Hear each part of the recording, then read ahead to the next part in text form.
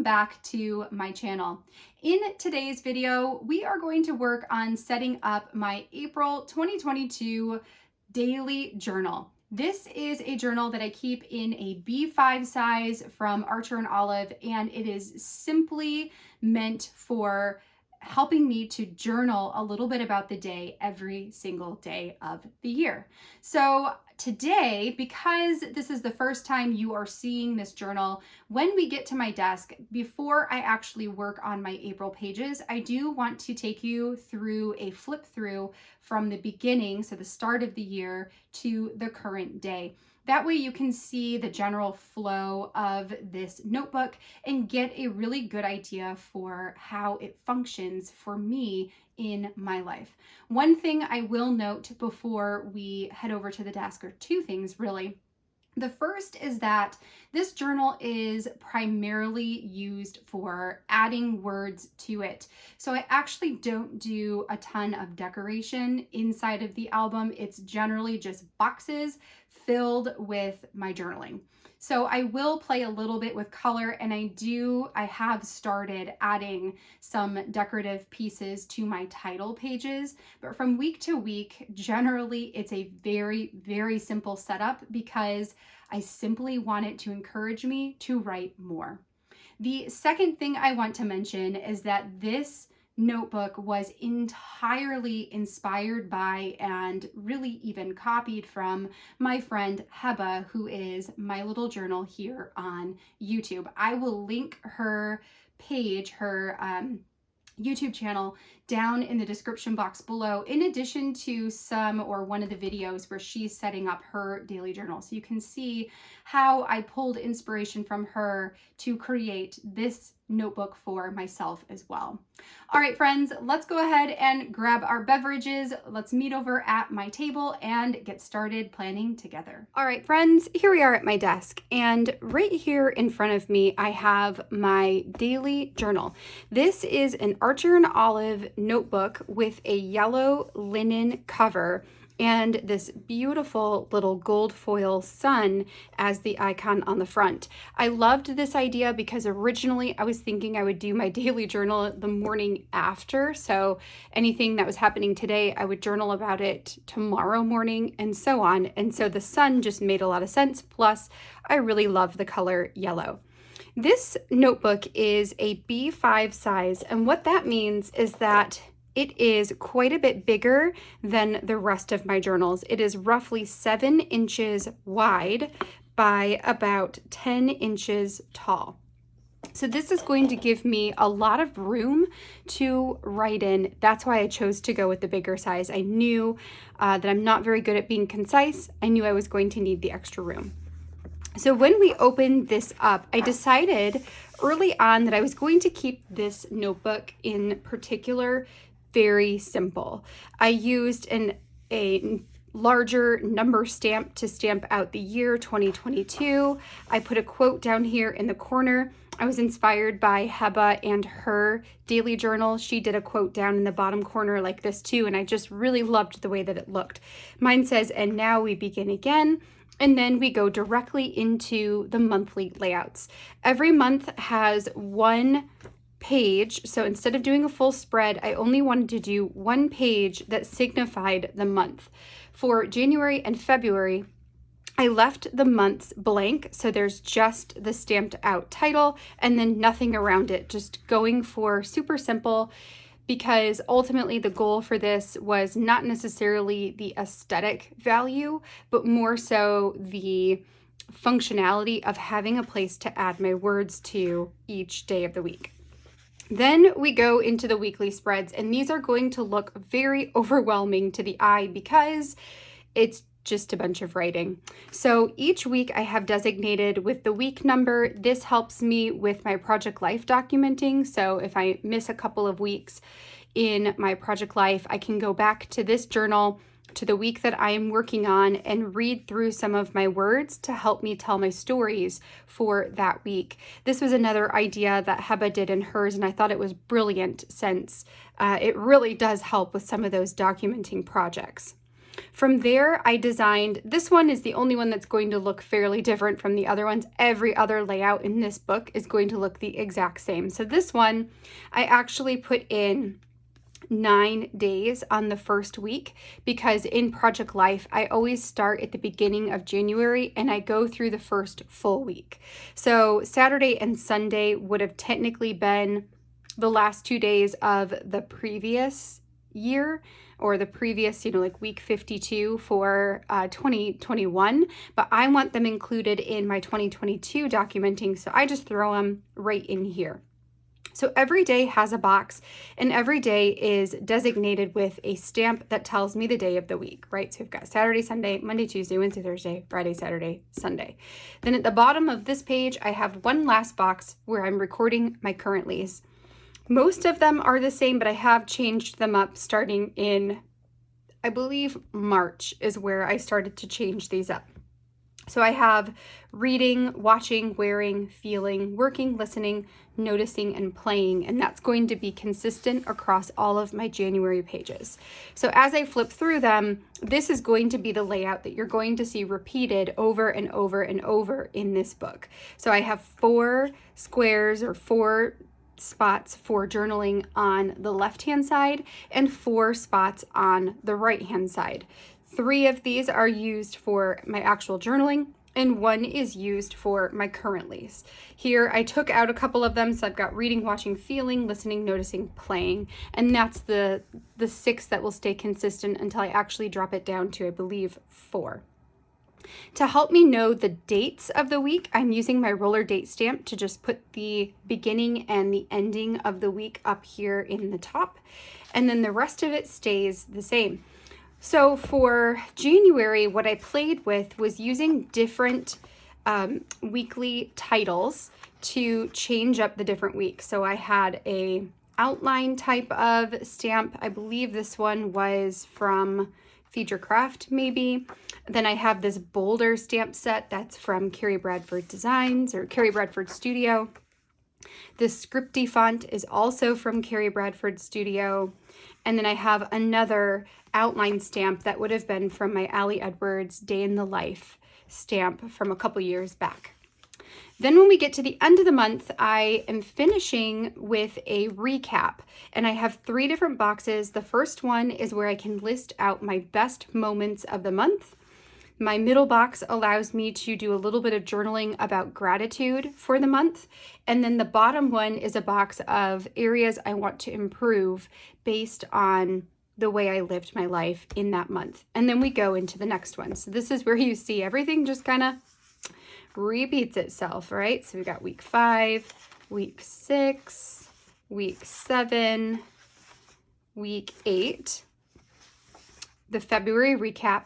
And then starting in March, I decided to use the same theme that I was using in my everyday planner and my work planner, and to bring that into, at the very least, my title page, and then the colors of the stamping for the days of the week. So this one, I have that same grid look that I did in my everyday planner, and I'm using the same font, and that is what I'm going to repeat for the week number for each of the pages. So this is my March title.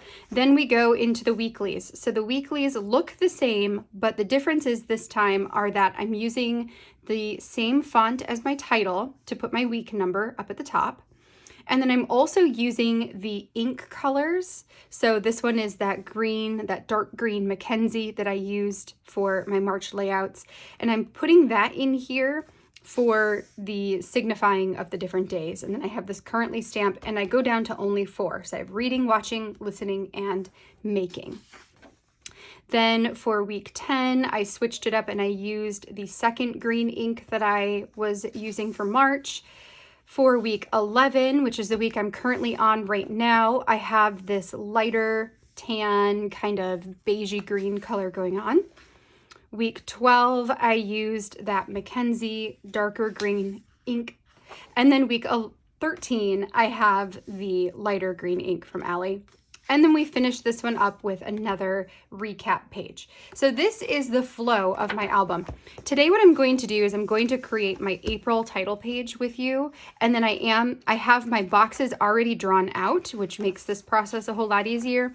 But I am going to go ahead and stamp out the days of the week on the 4 weeks, and we'll create the recap page as well.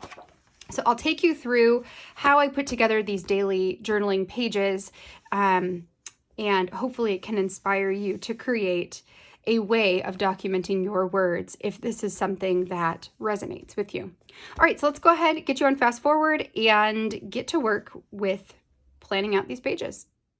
All right, friends, we are going to get started working in my daily journal by putting together my title page. Now you'll notice that the font of the alphabet stamps that I'm using are the exact same as the ones that I have used for all of my other journals. So I've used these in my everyday planner, in my work planner, in my reading journal, although that was serendipitous since I put those pages together beforehand. But generally, this is going to match both my everyday planner and my work planner.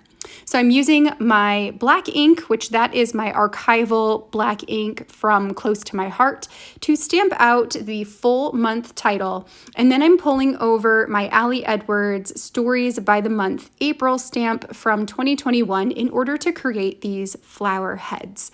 So there is the outer portion where there's all the petals, and then there's also this little piece that you can put in the middle to create the center of the flowers. One thing I wish I would have done differently here is instead of having all of the stems of the flowers meet up in the same spot, I probably would have preferred them to be coming out of different places from the word April so they don't look as much like balloons, but whatever. It is what it is. I didn't pre-plan that. I just drew them. I did add a border around the outside of the April title, just like I did for my other title pages. And I used a subtitle stamp. I believe it said like 1 day at a time or something like that, or 1 story at a time. And I put that underneath the April title. Moving on to my weekly spreads, I am going to continue what I have been doing, which is using the exact same layout for every single week. It just keeps things really standard. It makes this super easy to create my pages, and ultimately, I don't really care if this particular journal is decorated or not. It's really more about the functionality of using it for a place to add my words. I'm using the same font, which is the Script Alpha from Ali Edwards, to create my week, so WK title, and then I used the smaller version of the exact same stamp set to put the week numbers next to the week title. In order to document the actual dates for that week, I just used my roller date stamp, and I stamped the first day and the last day of the week next to the week title. And while I have everything out, I'm going to also go ahead and put in my April recap title here on the last page of the month. So I've got the APR for April, which is that same script font. And then I also pulled out my Carrie Bradford Studio Thick and Thin alphabet stamps using the thin set to stamp out the word recap. Now, before I draw in my lines for each of my boxes, I first want to go through and add my daily stamps to each of the days.